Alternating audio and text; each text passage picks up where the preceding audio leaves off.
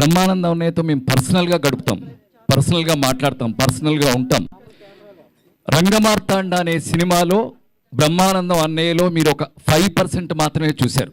అంత ఫిలాసఫర్ బ్రహ్మానందం అన్నయ్య.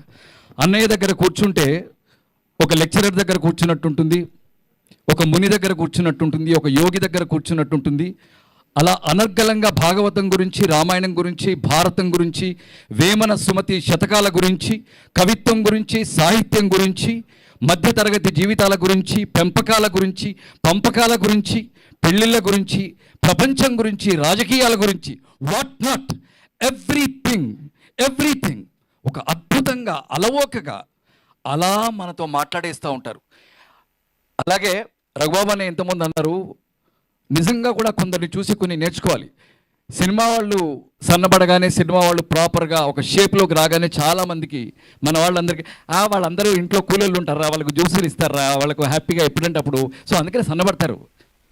జ్యూస్ ఇస్తే 6 ప్యాక్ రాదు, పనమ్మాయి గ్లాస్ ఇస్తే 6 ప్యాక్ రాదు, కష్టపడాలి. అలాగే 70 అని రాశారు చూసావా, 70 కాదు అది.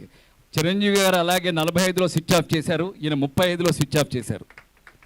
స్విచ్ ఆఫ్ చేయకుండా ఇలా ఉండరు. ఈయన బ్రహ్మానందాన్ని చూశాను, ఇంటి ముందు నుండి ఇంట్లో కిచెన్ దాకా పరిగెడతారు. ఈయన నమ్ముతారా? లుంగి కట్టుకొని ఇలా ఎత్తుకొని, అరే నేను పరిగెడుతున్నాను చూడరా అంటారు, పరిగెడతా ఉంటారు.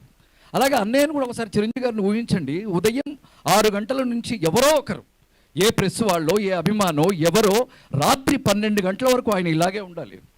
బ్రహ్మానందం కూడా ఇలాగే ఉండాలి. అలాగే ఉంటారు వాళ్ళు. అంటే లోపల ఎంత మానసిక శక్తి ఉంటే వాళ్ళు ఇలా ఉండగలరు. మామూలు విషయం కాదు ఇది.